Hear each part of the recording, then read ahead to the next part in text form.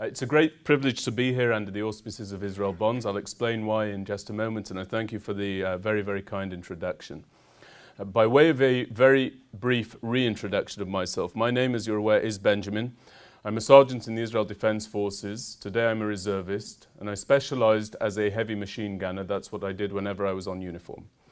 I've personally participated in raids, arrests, patrols, and ambushes in some very contested parts of the Middle East, particularly in the city of Hebron, where I spent several months of my life as a soldier. And my duties have, and they're going to continue to call upon me, to take a full and frontline role in Israel's campaign to rid itself of the scourge of terror, particularly New Age terror tactics such as the firing of rockets from foreign entities onto our cities and onto our civilians. And I've undertaken my duties both within and beyond the borders of Israel. Now, both within and beyond the borders of Israel means that if you've read about a large-scale campaign of late, or heard about a large-scale campaign of late, you can and you should assume that at least in some of those cases, I participated in that campaign. I've therefore run up and down those hills, and I've therefore trod in that mud, and I therefore know precisely what transpires on the front lines of Israel's battlefields because I've been there. And in light of many a headline that abounds about the state of Israel in the international media today, it's important to know that I am also very cognizant of what does not transpire on the front lines of Israel's battlefields. Now, since my demobilization from full-time service, I've had the great honor of establishing the organization Our Soldiers Speak. Our Soldiers Speak is the only organization in the history of the existence of the state of Israel. I want to repeat that. We are the only organization in the history of the existence of the State of Israel through which senior ranked members, up to and including individuals who hold the rank of general, from the Israel Defense Forces and the Israeli National Police are dispatched to campuses overseas. To date, we have reached more than 400 university campuses, the bulk of which were here in the United States of America, but we have done the very same in Canada, in the United Kingdom, and in South Africa, though in South Africa it's been for student audiences brought off campus due to the difficulty of bringing about an Israeli perspective, an Israeli briefing on a South African university today. Before I come to the crux of my prepared comments, I want to make one or two quick points of information for you. The first is this. As somebody who's being granted the privilege of addressing himself to an audience such as yourselves, I believe that I owe you, as the gracious listeners, two things above all. Number one, preparation. I believe that my life and my experiences have prepared me for today. But number two, and perhaps more importantly, is candor, honesty. And so I will be speaking to you at eye level, bagova einayim, as we say in Israel. And please be aware that what I put before you is laid before you for your consideration, though not necessarily for your consensus. Some of you may agree with me, others may disagree. Please know, however, that I have been frank with you for the duration of our time together today. The other thing that I want to express is why I'm always particularly grateful to have the opportunity to speak on behalf of Israel Bonds. And that's because if one takes even a very, very cursory glance at the history of the State of Israel, one will note that successive prime ministers of the State of Israel, whether they be prime ministers representing the Israeli right or the Israeli left, have always, whenever alighting to travel abroad to the United States of America, made a point of addressing themselves to Israel Bonds audiences. And the reason for that is because, unlike in the case of many an organization here in the diaspora, Israel Bonds is of course not an advocacy organization. Israel Bonds is an investment in the state of Israel. It's an investment, I would say, not only in the country of Israel, but also in the people of Israel, because I firmly believe that if the state of Israel does well, the people of Israel will do well wherever they may be. And of course, you hear of the Jewish faith are part of that people. So an investment in Israel Bonds, I view as an investment in the Jewish future writ large. And I do not work for Israel Bonds, and Israel Bonds do not tell me to say that. I say it because it happens to be my opinion. So I thank you for bringing me here today. I'm once again humbled to be able to speak. And what I'm aiming to do is to talk to you about one or two themes, and we might be able, during the course of my presentation, to zoom out and look at things from 50,000 feet above. But the themes upon which I'd like to focus today are the themes of family, the themes of uniformity, and the theme of unity. And as such, I want to take you back to my upbringing. As you are already aware, the reason that I'm standing here speaking in this ridiculous British accent about service in the Israel Defense Forces is that I was born, raised, educated, to the degree that I am educated, in the United Kingdom. I'm one of 7 children. We're 6 sons, 1 daughter. And the daughter still has disproportionate power concentrated in her palms, particularly when it comes to influencing the opinions of my dear father. I was raised in the Orthodox tradition, though I'm no longer somebody who identifies myself as being part of the denomination of Orthodox Jewry. I actually believe that I belong to the largest denomination of Jewry across the globe, and I'm speaking about the denomination of the straggling Jew. Sometimes you're up, sometimes you're down, and if we're frank with one another, I think most of us are just trying to make our way along this path called a faithful existence.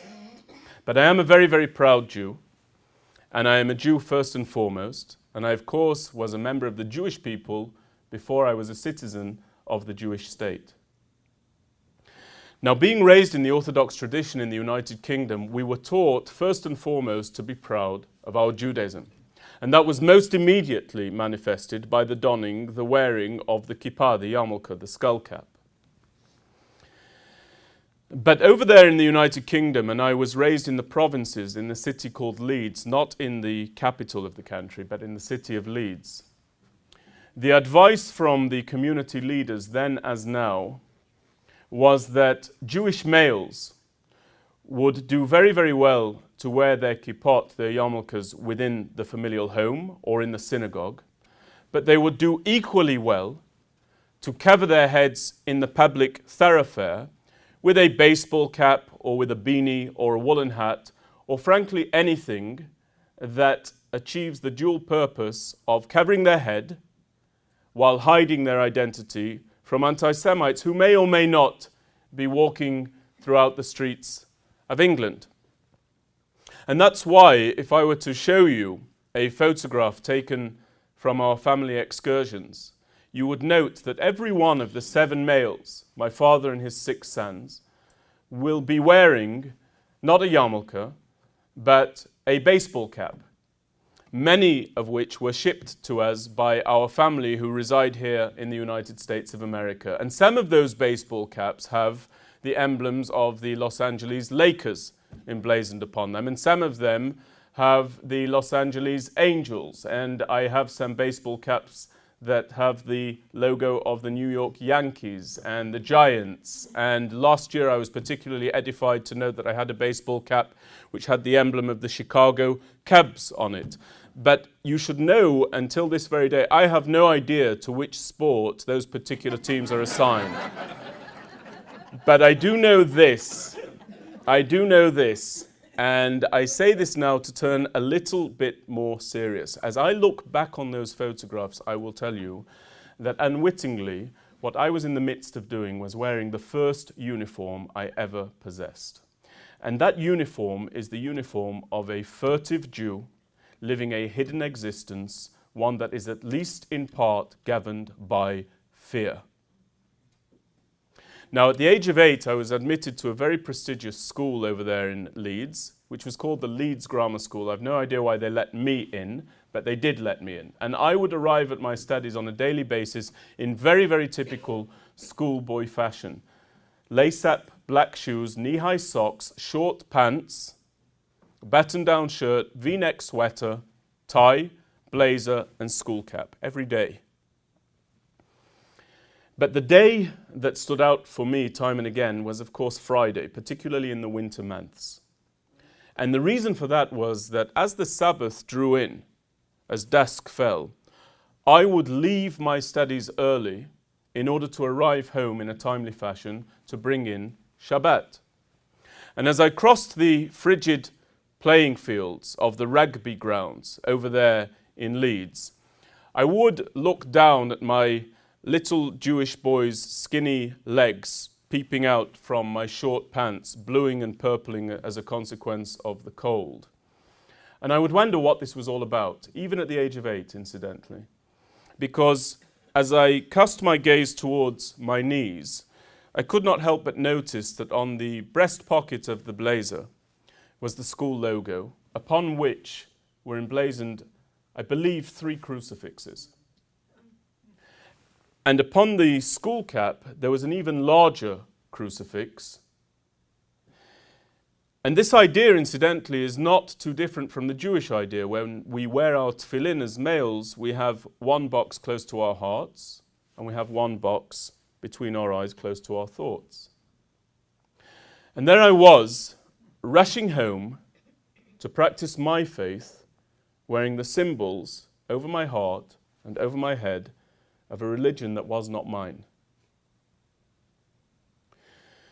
Now, eventually I graduated high school and I shed the uniform and I enrolled for my studies where I read history, literature and politics at the University of Manchester. Go and make a living out of that particular degree choice if you will. Not only history, literature and politics, but in particular American history, literature and politics. But I enrolled at an auspicious time. And the time to which I refer is the events of the Second Intifada. Now, if you're unfamiliar with the Second Intifada, you should know this. The Second Intifada was a wave of sustained Palestinian homicide bombings launched against innocent Israelis, Jewish and non-Jewish alike. These were not suicide bombings because the goal of suicide is to kill oneself. These were homicide bombings because the goal of those bombings was to kill others. And that intifada brought Israelis to a position whereby mothers were having to decide on a daily basis how to divide their children across several buses so that in the event that one bus was detonated, at least the other child might return home safely.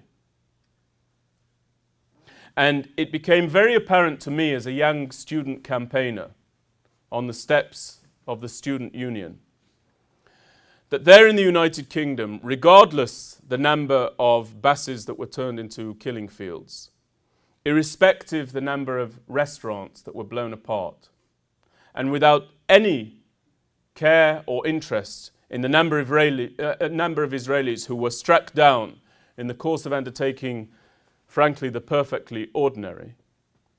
There in England, from the professor to the student, from the professional to the layman, from the elected official to the voter, there was near total unanimity that lined up behind the idea that the state of Israel had no right to defend herself. And as a consequence of that, I resolved 2 things. Firstly, that there was not a bright future for the members of European Jewry. I still hold that position. You can debate it with me afterwards, but you should know that I'm not for the turning on that point. And secondly, I determined that I would live in the state of Israel. I was reminded of a poem once sent to me, penned by the poet laureate Amir Gilboa, who moved to what was then Palestine from the Ukraine, I believe. And when it came to describing the attitudes of the nations of the world toward the people of Israel, Gilboa composed a 3-stanza poem where he wrote, quote, "Im yaruni etz ve'omar etz yomru etz. Im yaruni even ve'omar even yomru even. Ach im yaruni dam ve'omar dam yomru tzeva." What Gilboa wrote there was, if the nations of the world show me as a Jew a tree, and I concur that it's a tree, they will say, yes, it's a tree. If the nations of the world show me a stone, and I concur that it is indeed a stone, they will say, yes, it's a stone. But if they show me my Jewish blood spilled, and I concur that it is indeed my Jewish blood spilled, they will say it's not Jewish blood. They will say it's just colour. And I longed to live in a place where the value of Jewish blood would never again be relegated to nothing more than spilled colour. And the only place that offers that, even in this day and age, as enlightened as we oftentimes like to believe ourselves to be, is the state of Israel. And so I moved there, and I had the privilege of being drafted into the IDF as what is termed a lone soldier, which is actually a misnomer. One is never really alone when one is part of the Israel Defense Forces, certainly not in my experience. And I remember at the drafting office, standing there for the first time, pulling over my torso the olive green uniform of the IDF and fastening closed my red boots denoting the brigade to which I'd been assigned. Being overcome suddenly as I looked at myself in the mirror with the oddest sensation I'd ever experienced up to that point. And the sensation that I was experiencing, friends, and I'm assuming I'm among friends here, was the feeling of utter reconciliation. Finally, my inner beliefs were absolutely reconciled with my outer appearance. There I was as one Jew, ready to take my own very small role in the defense of the Jewish state. Incidentally, that sensation is one that I believe eludes many a man for all the days of their lives. And once one experiences that, it's very difficult indeed to live a life absent that feeling. Now, that drafting office set me on a journey. It set me on a journey to the Second Lebanon War of 2006, which was a very, very brutal and difficult war. It set me on a journey into participation in Operation Pillar of Defense, and again in Operation Protective Edge in 2014, where we were dispatched to Judea and Samaria, or the West Bank. And I'm not going to talk too much about what we experienced during the course, particularly of the Second Lebanon War, because it's not my goal today. But I can tell you that one learns a thing or two when going to war that one cannot learn from textbooks or in auditoria. I learned, for example, in 2006, the following lessons. I learned about the sacrifice that the soldiers and the people of Israel are willing to make for one another. Consider that that war in 2006 was launched in no small part in response to the fact that 2 soldiers were kidnapped from our northern flank by the name of Goldwasser and Regev, and there was another young fellow taken from our southern flank, abducted from his tank, who nobody had ever heard of, by the name of Gilad Shalit. And we did not know any of these individuals, but I can tell you that myself and every member of my brigade and thousands upon thousands upon thousands of other soldiers were perfectly willing to clip closed our combat vests and to march forward into the unknown, because we understood something. We understood that when it came to kidnapped soldiers, we could be them and they could be us, and it's incumbent upon us to act in kind. And when one goes forward into war, one experiences the dehydration and the starvation. One sees, as I saw, the soldiers of the Israel Defense Forces who had been blinded by shrapnel flying through the air. One sees, as I saw, the injured soldiers reporting to the medic for urgent treatment, the medic being a young boy, quite frankly, 18 years of age himself. One sees and walks past the dead soldiers of the Israel Defense Forces who are lined up along the dirt tracks that we followed toward our objective. I have seen all of those things. And then I returned to the state of Israel, having played, and I emphasize it again, my own very, very small role in the preservation of the rocks and the trees, of the soil and the sands, and the people of the country that I deeply, deeply love. But in 2006, and here's where I switch to talk to you about family. In 2006, I was the only member of my family to be serving in the IDF. I mentioned that I'm one of 7 children. I'm the 3rd eldest, 3rd in line for dinner when it's given out. In 2012, I found myself in the midst of a campus lecture tour, having already established and been plying the work for several years of Our Soldiers Speak, in a campus lecture tour that took me across the United States of America.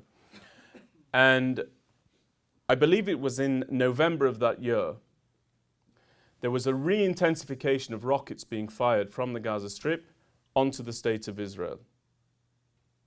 And again, because of the brigade to which I'm assigned, I felt that there was a high likelihood that I would be drafted by way of the emergency mobilization. And on this particular night of which I speak, I concluded a lecture in, of all places, the University of North Dakota in the city of Fargo. Now, how many of you have ever been, by show of hands, to Fargo, North Dakota? Right, well, all I can say is don't rush over there. But I gave my presentation, and at the conclusion of my presentation, I lay my head down to rest, and I received a text message from my commanding officer, and it said, "Benjamin, we've been put on high alert. Please await further orders." The next day, I mercifully flew out of Fargo, North Dakota, and I landed in JFK. And I didn't even leave the airport, incidentally, because when I turned my cell phone back on, I received a follow-up message, and it said, "Benjamin, we've been mobilized, report to the line." I flew directly home, collected my combat vest, which is in a state of constant readiness, and I reported to the base, as did thousands upon thousands upon thousands of other soldiers of the Israel Defense Forces. And when we report to the base as reservists, we all undergo a process which is called Lehitchayel. Now, Lehitchayel in approximate terms means to become a soldier again. Chayal is a soldier, Lehitchayel is to become a soldier. And so as I was oiling my gun and making sure that I had sufficient supplies of water and adequate ammunition supplies and so on and so forth, I was suddenly struck by the image of a very familiar silhouette moving its way toward me. And that silhouette, as it came into closer focus, belonged to my younger brother, Raphael. Now, Raphael is the 5th of the 7 children, and he had moved to Israel of his own volition in order to join the Israel Defense Forces, having graduated from the College of Music. He's an opera singer par excellence, and when he's not singing opera, he gets called occasionally to the IDF, where he also serves as a heavy machine gunner. And Raphael had been drafted into precisely the same war with all of the attendant threats, just a few of which I've mentioned for you already. And he was stationed in the Pluga, immediately adjacent to my own. And suddenly there fell upon me a dreadful dilemma. Do I transfer Raphael to come and serve by my side so that I might be able to watch over him? Or do I leave him in his initial station? Now, if I transfer him and harm befalls him there, that will be my fault because I've manipulated events. By equal measure, if I leave him in his initial station and harm befalls him there, that would be my fault for not bringing him to my side. And I didn't have the recourse of telephoning my father and seeking his counsel because he would not actually have had a ready answer. But contrary to the age-old adage, I actually am my brother's keeper and he is my keeper. And when it comes to Israel, it's high time that we realize that we're all the keepers of one another. That was in 2012. In 2014, I had opened an office in Tel Aviv, very close indeed to the IDF headquarters, and under my employ was my youngest brother, Alexander. Alexander had recently concluded his service in the Israel Defense Forces as a tank driver, having moved to Israel and served as a lone soldier after graduating with a master's degree in history. And I had hired him to help me with the work of Our Soldiers Speak. And the rockets began again to fly in from the Gaza Strip to the state of Israel. And whereas in the past the trajectory of these rockets meant that the towns of Sderot, Beersheva, Ashkelon, Ashdod, all fell within the shadow of terror. By 2014, these rockets all reached up to Haifa. And it's no exaggeration to say that approximately 2/3 of the Jewish population of the Jewish state were living in the shadow of terror at that time. And again, because of the brigade to which I'm assigned, I was confident that I would be mobilized as part of the reserve mobilization. And I expected a call to come to my cell phone, and sure enough, a cell phone did ring out, but it was not mine. It was the cell phone of my youngest brother, Alexander. He being called back for duty to go and serve and to push back against these threats that need to be pushed back against. And about 5 minutes after that phone call, I found myself driving my youngest brother no less than to the gates of war, literally to the gates of war. Now, many of you here will have younger siblings. You will know that when you give them a lift or a ride to anywhere, it's ultimately for their good. There I was, driving my youngest brother to the gates of war. And as we stepped out of the car and we embraced prior to parting company, I suddenly found myself giving him a briefing that I'd never anticipated seeking to impart. I started to tell him, for example, about when it's appropriate to clutch the rifle and when instead it's best to move the rifle behind and instead draw the knife. I told my brother about the dead soldiers that I'd seen and about the wounds that I'd seen. I told my brother that there were entire units in the Gaza Strip that had been established with the specific and sole goal of kidnapping just one soldier of the Israel Defense Forces in order to hold the Jewish state hostage. And I told my brother, going as he was to be a tank driver, that tanks constitute a particularly rich target for these units. And then my brother spun on his heel and he walked toward his unit. And he doesn't like me to describe him in this way, but I do so purely because he's my youngest brother. I can tell you that as he moved out into the distance, his frame had never looked quite so slight, and his backpack had never looked quite so large upon him. But I can also tell you that his stride had never looked quite so certain. He knew exactly where he was going, and he knew exactly why he was going. And you should know that 2 days thereafter, Raphael was drafted, and 2 days after that, I was drafted. So my dear mother, who still resides in the United Kingdom, had not one, not two, but 3 sons in a war in a distant land.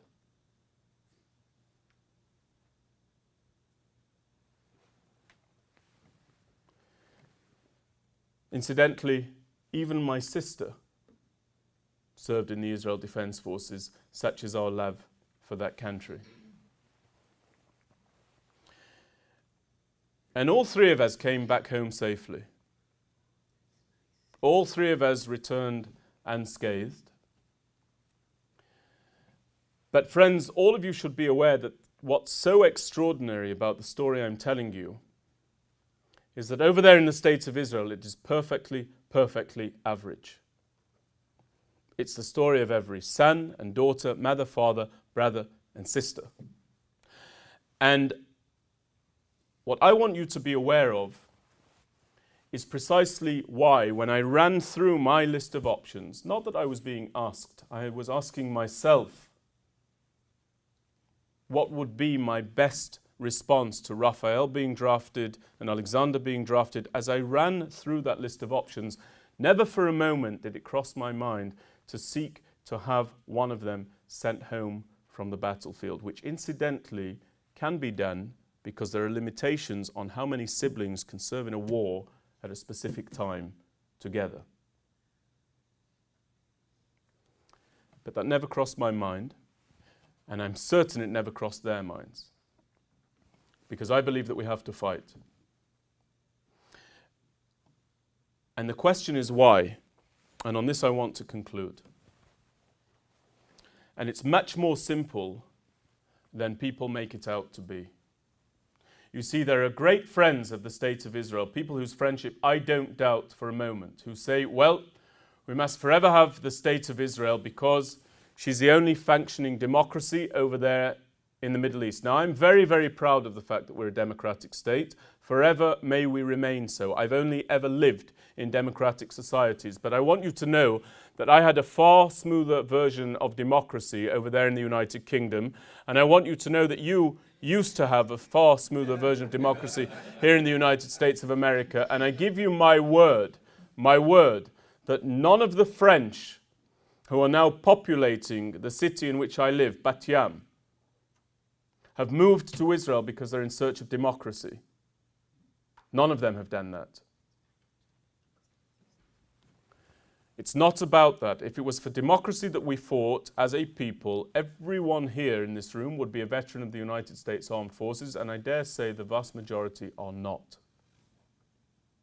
For those of you who are, I thank you for your service, but you are part of the minority.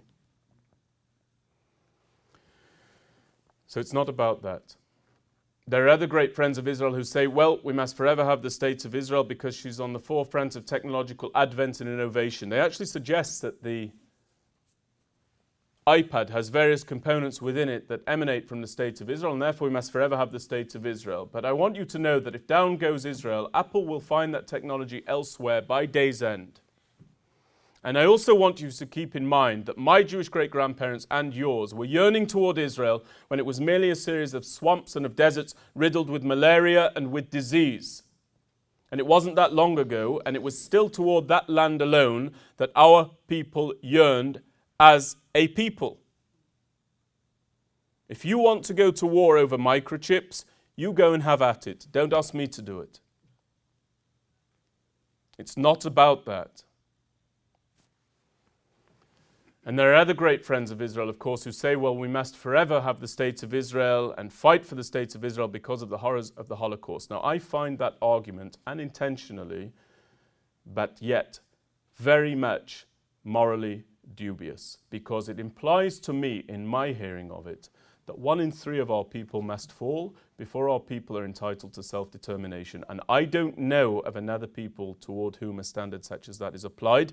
And the future of Israel, of our people, cannot be predicated upon the heinous crimes of another people. And my Jewish great-grandparents and yours were yearning toward Israel long before we'd ever heard the names Auschwitz, Bergen-Belsen, Treblinka, Sobibor, Goebbels, Goering, or Adolf Hitler. It's got nothing to do with that.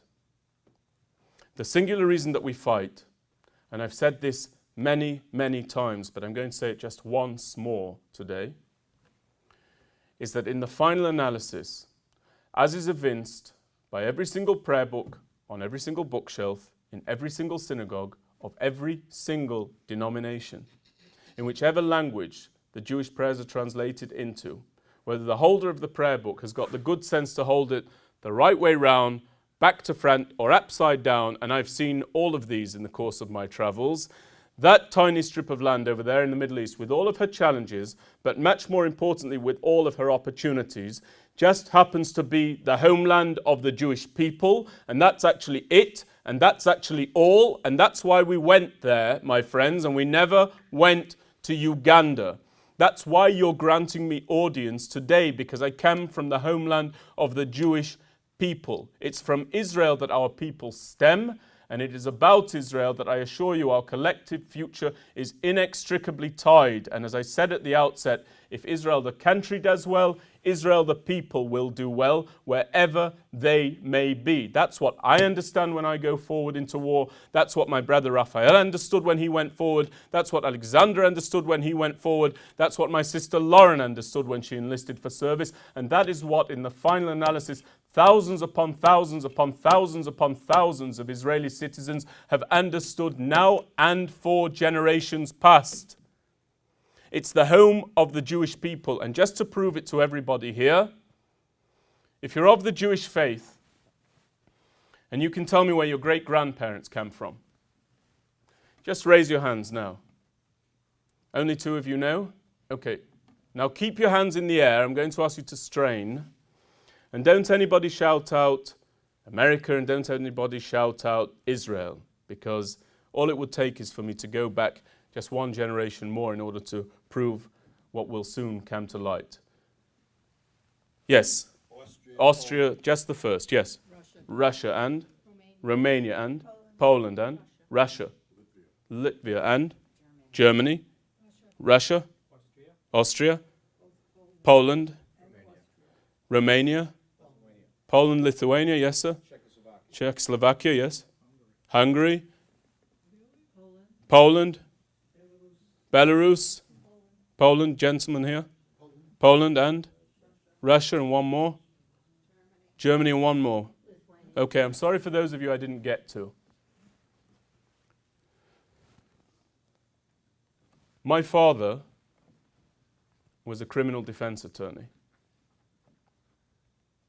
Not a criminal attorney, that's something different.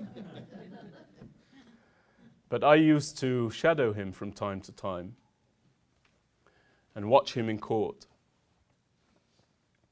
And he always said to me, Benji, you know, he calls me Benji. He doesn't call me Sergeant Benjamin Anthony. He calls me Benji. He said, Benji, never ask a witness a question, the answer to which you don't know in advance. Basic litigation. Now, I don't know any of you here in this room, not to any great degree. But I do know this. I know, because I've done it, that I can go to a congregation of Jewish people anywhere in the Western world. Anywhere in the Western world. And I don't have to go back more than 3-4 generations to establish that Jewish people, by and large, run away when they are embattled. They don't run away because they're cowards. They run away because if they don't run, they will be ostracized, banished, or burned. That phenomenon has a name, incidentally. It's called the March of Jewish History. And that's why I know very, very well that you're going to tell me that your grandparents came from Russia and Czechoslovakia and Romania and Lithuania and Poland and Germany.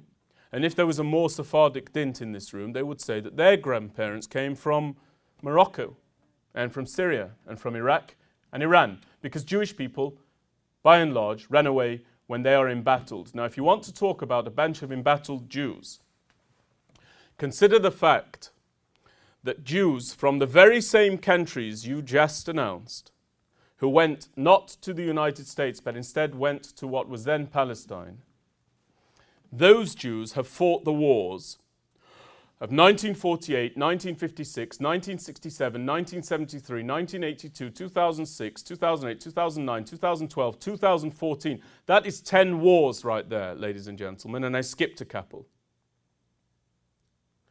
And yet over there in Israel, we're not running away.